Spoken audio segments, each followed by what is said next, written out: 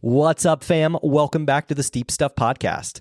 I'm your host, James Lauriello. Excited to bring you guys another pre-Sun of Peace Scramble episode. This one with none other than Miss Sophie Wright, the mile record holder at her university, Western Washington University. Sophie joins us just after her selection for the 2025 Trail Team Elite Team. Sophie's got some serious results to back it up. Like I said, not only is she the mile record holder at Western Washington University, but she's also got a top 5 finish at the Mount Marathon race, as well as a overall win at Cirque Series Alyaska, which is not an easy feat either. Sophie brings a large Alaskan mountain running pedigree with her to the race, and I think it's going to be a potential game changer on race day. So it's going to be really fun to see and follow her race. This is a fun episode. We talked about just kind of specifics in her build and where her build's kind of been at to get ready for a race like Sunapee. Kind of inexperience and where that comes from, as far as never having raced in the Northeast, but just eagerness to kind of cross over those really tough Alaskan routes to kind of bring that to the Northeast scene, which is going to be fun to follow, as well as travel and all these different things. It was a fun episode. Just a quick short one, just a little pre-race catch up. So hope you guys enjoy this one. None other than Sophie Wright. Sophie Wright, welcome back to the Steep Stuff Podcast. How you doing? Good. How are you? I'm doing good. Are you still based in Alaska, or did you come down to Colorado yet? I am still up in Anchorage. I leave Saturday for Colorado. So wow, the big move. That's exciting. Yeah, it's crazy. And I'm just like soaking up all the Alaska trails, I might do a race tonight, but I wasn't really planning for it in like my training week, I guess. But it's like, why not while I'm up here? So why not? I'm so excited to get up there. I can't wait to go see what it's all about. I was just talking to David Norris this morning, and he was like giving me some like spots on like what to do, where to go, and like what it's all about. And I was like, oh, I can't wait. It's gonna be totally. No, it's amazing up here. Stoke is high. How's is it like? Did you guys have like a low snow year? Didn't you? So it's like not super inundated. So. Yeah, like apparently I saw it on the news, like New Orleans got more snow than Anchorage this winter, which is like crazy. But then we had like there was like a big rainstorm almost like a couple weeks ago that like kind of messed up the trails a little bit, but they're like in great condition. It's been awesome. Super cool. So training's going well then. Totally. Yeah. Nice. So the reason we're having part of this conversation is we got Sunapee coming up in just a week and a half, which is crazy that we're here. Doing interviews with all the elite men and women. So we're going to just dive a little bit into the race, maybe talk about some strategy and things like that. And we'll go from there. So it's exciting. All right. So first question I got to ask you is like, so this is a weird like course, right? It's like 2 loops. It's this like double, like first loop is not the same as the second loop. Second loop's a bit more technical. I got to ask you this, 'cause like I've asked a few people this and I'm just so curious. In a double looped course like this, even though it's such a short race, that's like, you got to run it like an 800, but like, is there any strategy going into that? Like usually the person that's leading the first loop is not the person necessarily winning the race at the end. So have you thought that one through at all? I have. I've thought with the 2-loop course how like mentally challenging that could be. And so my approach is just going to try to stay like relaxed the first one. And like I honestly haven't looked too far into like the course map itself, but I get there the Thursday before, so I have time to preview it a bit with Andy, which I'm excited about. But I just want to stay like calm and collected, I guess, like the first lap, and the downhill seems like relatively shorter compared to like the uphill, and I feel like downhill is becoming like a strength of mine, and so I'm just gonna really work that, and then the second loop just kind of like attack it from the beginning and hopefully make some big moves there, because I know there's going to be some like very fierce competitors there, and I don't want to have like imposter syndrome, but like I totally do right now, but I know I can like at least try to stay up with them. And so that's my goal. And I want to put myself in a competitive position from the first lap, because with it being 2 laps, if I do let myself drop back, I think it's going to be hard mentally to catch up, say if I get dropped on the uphill on the first lap, and, in my head, I still have a downhill, an uphill and a downhill, Yeah, no, that makes a lot of sense. I think and your strategy sounds amazing. Like, I think that's the way I would approach the race. It makes the most sense, just because, like, I don't know, like some of the women I'm not. I don't think Grayson's racing, but I'm not totally sure. But I know a lot of the styles of a lot of women, like specifically, it's go out super hard, and it's like Mhm. it's going to be interesting to me to see like who holds back a little bit, who goes super hard, and kind of like where that mixes up, and who meets who and where, who blows up. I think the blow ups are going to be epic if they do. Yeah. Yeah. So. And like for me, the strategy of going out super hard, like I don't really want to risk it. I feel like I've done it a couple times in some races, and sometimes it goes amazing. Like I feel like that's my Mount Marathon approach, where it's like I, full on pretty much sprint to the base of the mountain, and then already my heart rate's spiking, and that works. But for Sunapee, I think I should chill a little bit because like I don't want to take that chance of the totally blowing up right away. Yeah. So. No, for sure, for sure. So Tom Hooper was kind enough to send me some of the pictures of some of the sections, and some of the descents are like rooty and gnarly and rocky and just like very East Coast, which I feel like a strength of yours, because I know we talked a little bit about the descents. I don't know, like Alaskan mountain running is gnarly. It's steep, it's technical, it's hard. Like maybe I think there might be a good transfer there. I don't know. What do you think? Totally. And I was just talking to Denali about that too, because I've never raced or like even been on any like East Coast trails. And so in my mind, I was like, oh, they're going to be, pretty tame. But after looking at pictures, they seem honestly like right up my alley with like what we're used to here. And I've been like trying to get up, doing some like steeper ascents and descents here. And I think I'm like pretty well prepared for that. Super cool. What shoes are you Yeah. going to be rocking on race day? So I just bought yesterday the Solomon, are they the Pulsars, the trail, like their new, I don't even know. I'm so bad with like the shoe types. Okay. But they're very similar to like the ones that were discontinued, like the S Lab something or another. I don't know, but they're like very lightweight. They're like, akin to like a trail flat basically. That's what I'm planning on racing on now. Okay, sweet. So, All right. I'm curious to hear. I mean, I feel like anything with aggressive lugs and that's kind of like grounded is going to perform well. I mean, as long as you're not out there in like alpha flies, I think you're going to be all right. Yeah. Yeah. And these have like good grip. They have like enough cush, but like not too much. And so they still feel like a good racing shoe. So I'm excited. Cool. Yeah. I got to ask you this, because like you're almost in this like really unique and cool position, whereas like you're not yet sponsored in the sport yet. That will happen, but you're still like in this position where you're very new to it, and you don't have anything to lose. So you're playing with house cards. Like, what is your expectation then with that? Because like you could very well play spoiler and like upset and like rock that top four. It's very possible. Like, what is your expectation for this race? I don't know. I've never had competitors as like competitive as ones, I'm going to line up with. And so for me, I do want that top four spot. Just because like I hold like very high expectations for myself, but I also don't want to like, I don't know. I think top 10 would be amazing. Top four is like my ultimate goal, but I'm not going to like limit myself by like making excuses for myself being like, oh, this is my first, big race, because I know I can compete with them. And so I've been like very excited about that, but also like very, very nervous about it.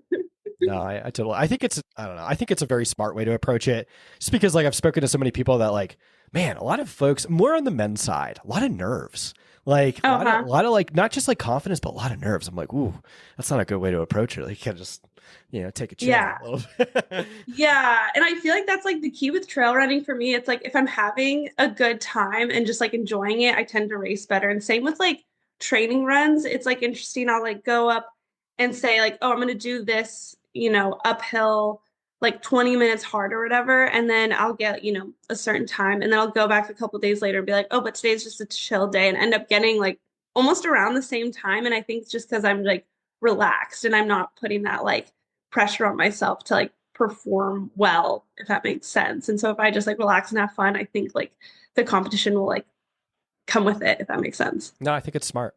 Yeah. I got to ask you this. If you do meet your goal, what would it mean to you to represent Team USA?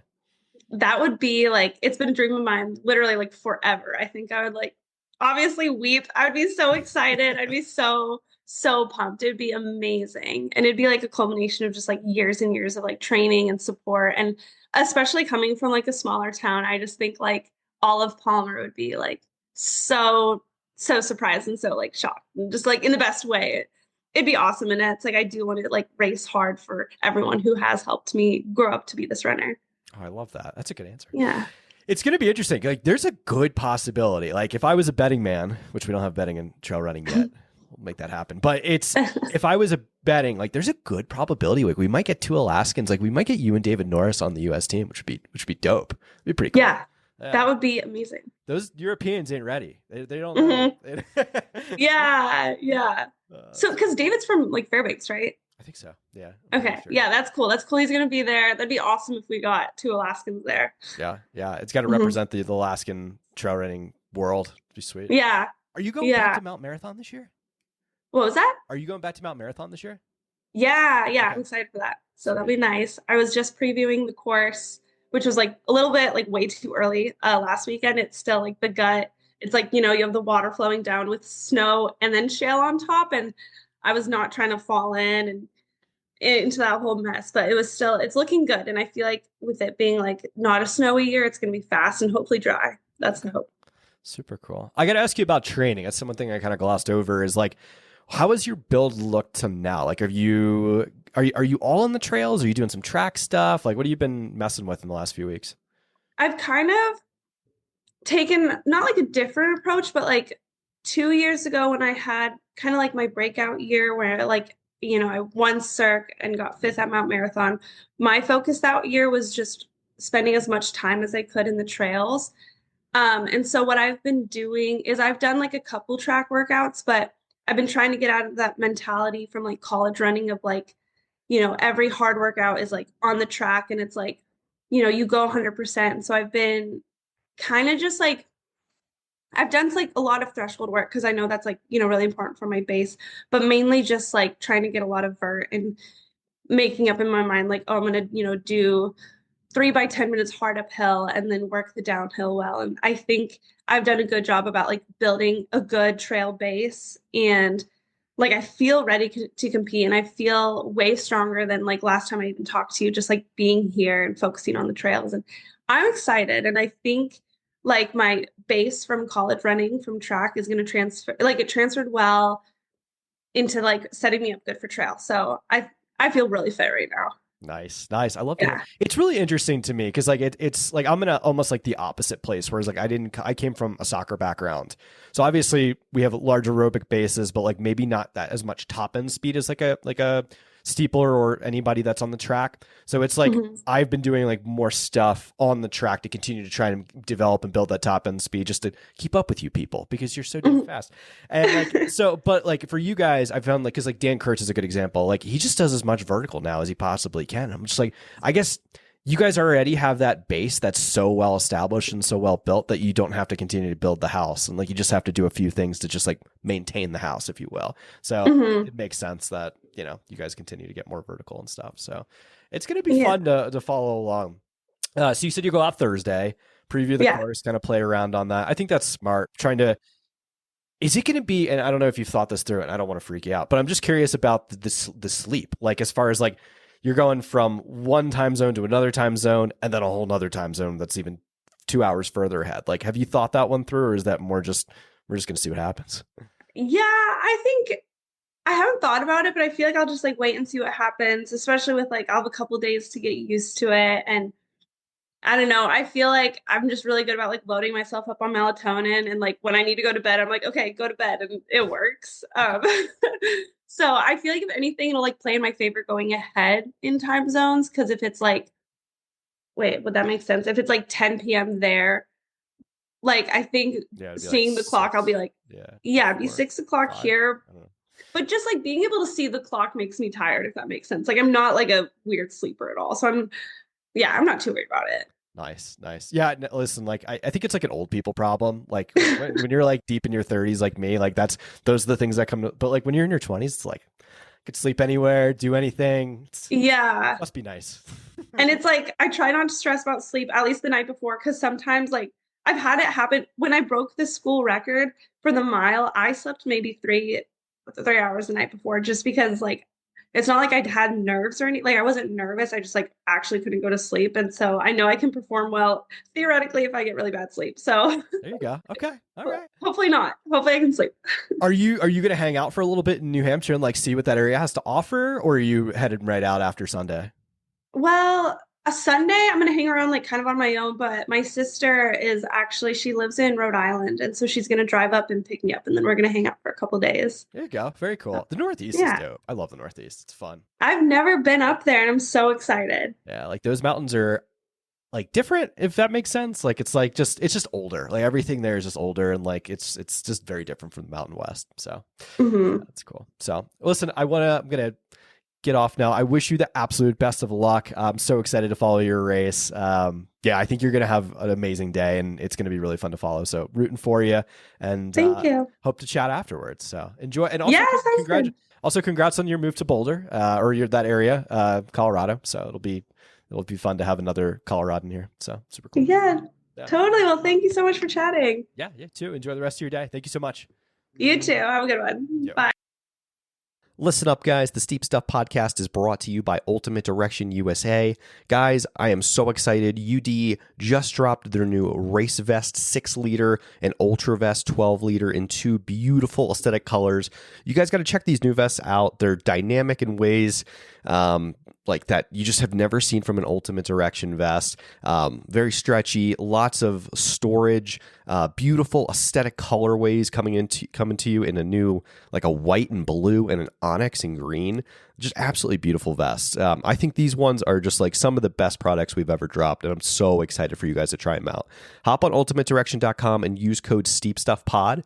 Again, that's SteepStuffPod for 25% off your new vest. I mean, they're already affordably priced, but 25% off is just going to make it so much more affordable for folks in an already increasingly expensive trail running environment. So hop on ultimatedirection.com, get yourself a new vest, a pack, or any hydration solution, and let me know what you guys think.